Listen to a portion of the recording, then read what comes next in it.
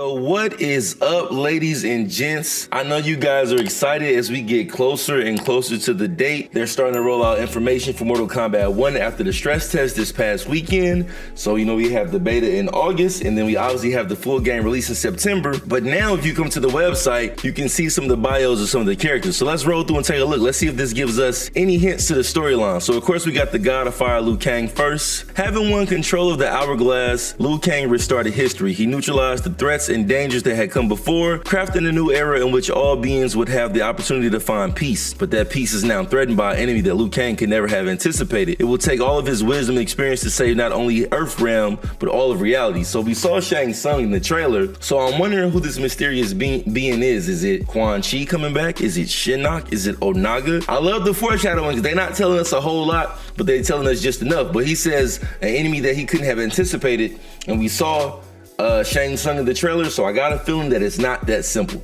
Let's move over to Sub-Zero. As the Lin Kuei's Grandmaster, Sub-Zero leads his ancient warrior clan in the defense of Earthrealm from external threats. For centuries, it has been their solemn task, but Earthrealm hasn't been threatened in generations, and Sub-Zero sees no point in limiting his clan to preparing for dangers that may never come. Under his leadership, the Lin Kuei will come out of the shadows and fights for his place as one of Earthrealm's greatest nations. So I don't know if you guys noticed this, because some of you probably didn't get to play the stress test, but whenever Liu Kang and Sub-Zero had dialogue, it was always like this level of conflict. Like Liu Kang was questioning Sub-Zero's motives, and Sub-Zero was always speaking towards wanting some type of power. He wanted the power of Sento from Kenshi. He wanted to get inside the Temple of Elements when it came to Liu Kang. So it was like Sub-Zero is ambitiously after something, and we know that that's Bihan, but I think that whatever he does in the story is going to like foreshadow how he became Noob Saibot. Maybe like not in the same exact way, but clearly he has an agenda that is not so positive in regards to all the other characters, right? Let's check out Scorpion. Like his cherished father, Scorpion is dedicated to the Lin Kuei in his defense of Earthrealm. When his father died, Scorpion was bereft. Though he took pride in knowing that his brother Sub-Zero would succeed their father as the Lin Kuei's Grandmaster. But Sub-Zero's unprecedented moves to cast off the Lin Kuei's traditional duties have frozen Scorpion's enthusiasm. He fears that he may one day have to battle his brother for control of the Lin Kuei's legacy. So if I'm not mistaken, I think that I'm trying to read to see if it's in there because they keep talking like brother to brother, like making them blood brothers. But I believe that Scorpion is Kuai Liang in this universe, and I believe that Sub-Zero is Bihan because they state that. So I'm thinking that this has to be Kuai Liang, and I wonder where does this take the story, because I think at some point they're going to have to engage each other. It's almost inevitable because it seems like Scorpion has a pure heart. So I kind of wonder where does that go in the future, because Scorpion just wants to stick to the Lin Kuei's duties, but Bihan is not having that shit. So that's what that seems to be. Let's check out Katana. Princess of Outworld Katana. What we got here? Katana has one purpose in life: to aid and protect her older sister Melina as she prepares to rule Outworld one day. The steady-handed Katana ignores the call of those who advocate that she should replace her impulsive sister as the heir. Instead, Katana will defend the realm by fighting to make Melina the best empress possible. She will also fight to hide the dark secret that can end her sister's reign before it begins. I'm assuming that dark secret is the fact that like Melina turns pharaoh, which we saw in the trailer. Whatever this disease is, I don't know if it's like a disease to become a Tarkatan or like make her pharaoh, whatever is like the proper verbiage that you want to use for it. But obviously we see that Melina is becoming like this type of hybrid beast Tarkatan thing. I wonder what do they title it in this story or like in this universe, since technically we haven't met Baraka in them yet, so we don't even know if the Tarkatans exist. So like I wonder how does Melina become what she is, but they're calling it a disease now versus like what it was in the past. Johnny Cage, 21st century action hero Cage. Now we don't know a lot about Cage in what we've seen so far because he wasn't in the stress test, so let's see what they say about him here. Let's move over some.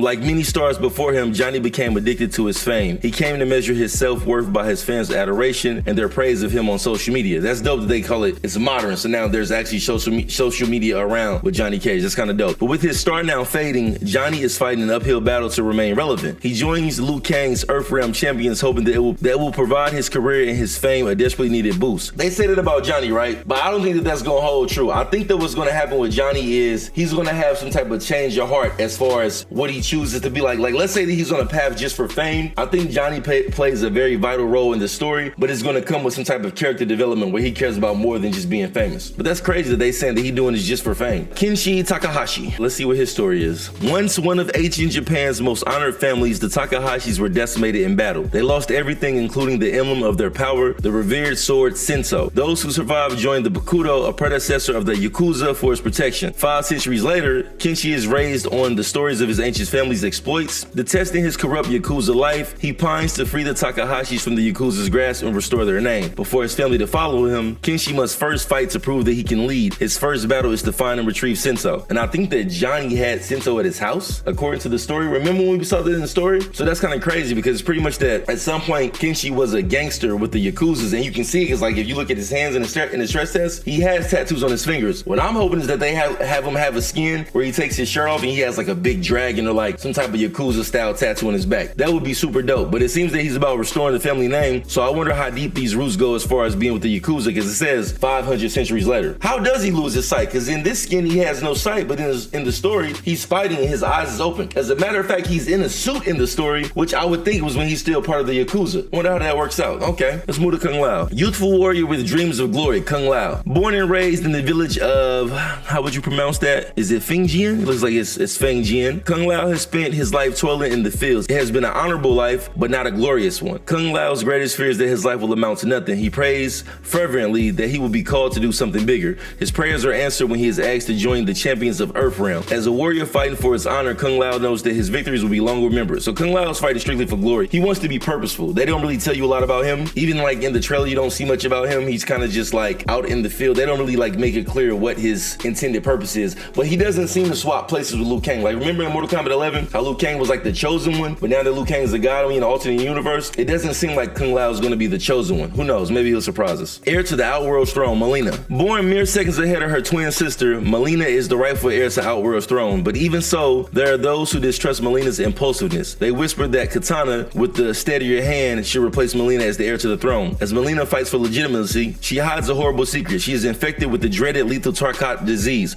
Oh, so okay, it's a disease from the Tarkatans. Like, from the Tarkatans, or like within their blood, within their race, whatever the case may be, in their species, it's the Tarkat disease. Okay. With her affliction found out, Melina would be forced into battle to save her throne. Why is that? Why would she be forced into battle to save her throne if they find out about her affliction? And then on top of that, like, how do they plan on hiding it forever if she's getting worse and worse? Interesting. Champion of Earthrealm, Raiden. So Raiden is the champion. Would that be like being Liu Kang's champion? In the village of Fengjian, Raiden was known for his kindness and his charity. He was happy to spend his days tending to the fields as well as to his friends and family. So when he is asked to leave Fengjian and become one of Earthrealm's champions, Raiden hesitates. But he soon realizes that to best serve his village, he must join them. As threats to Earthrealm mount, Raiden must mature into the great warrior that Liu Kang knows he can be. So they've literally swapped Raiden and Liu Kang. They've literally swapped them. Like, that story sounds like a modest warrior who kind of realizes power over time. So I wonder how do they pull this off, because if it's an alternate universe, it pretty much seems like Raiden and Liu Kang have just legit swapped roles. Liu Kang seems to have visions or powers to kind of see things that may be coming, like Raiden used to in the past. So I wonder, like, does Raiden truly become the champion, or does Kung Lao somehow step in and take the glory? The thing that I think is dope about this, and I've seen a lot of people complain about this, and you guys should be open-minded, right? I've been open-minded about this. A lot of people will see some of these storylines or kind of some of the hints and be like, well, no, that's not cool. You know, in the lore, Scorpion and Sub-Zero weren't brothers, and you know, Melina didn't have the throne, but you gotta think it's an alternate universe. It's a fresh story. So erase everything that you knew in the past and just be open-minded to the future. I think that some of this stuff is cool to be read on here. I like the idea that Raiden is gonna kind of ascend into something bigger. But then again, it leaves a lot of room for surprises, because it's like, okay, who is Sub-Zero and Scorpion really? Is Scorpion really Kuai Liang? How does Sub-Zero become Noob Saibot? Does Sub-Zero become Noob Saibot at all? Who is the unknown enemy? Like, it's so many open doors that we get to find out. And I didn't even like get deep into the Mortal Kombat 11 story. This story is gonna have so many twists and turns that we don't see coming. And then, like, imagine expansion pack DLC. Now that we in a post-COVID society, you know for a fact they finna go crazy with the DLC. So I wanna see where things are going, but it's just a lot of mystery, a lot of intrigue, and I think it's gonna be dope. I hope that before the beta comes in August, they give us a little more information, but I wanna hear some of you guys' theories in the comments. I remember this one guy on Facebook, I wanna give him credit, but I can't remember his name. He had two super dope ass theories about how Sub-Zero and Scorpion exist. So I think his first theory was that Sub-Zero becomes corrupt because he wants to do with Lin Kuei's lineage.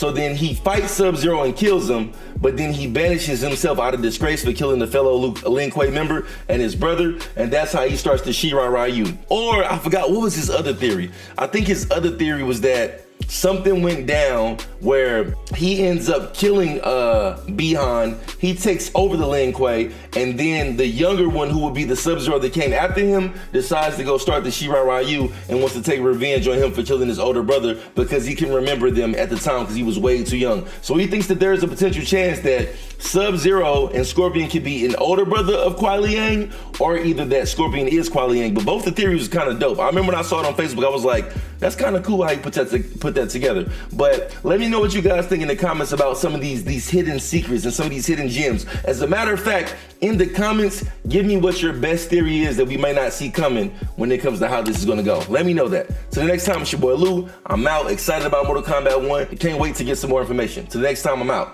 Peace. Z change, like, oh, I don't get it.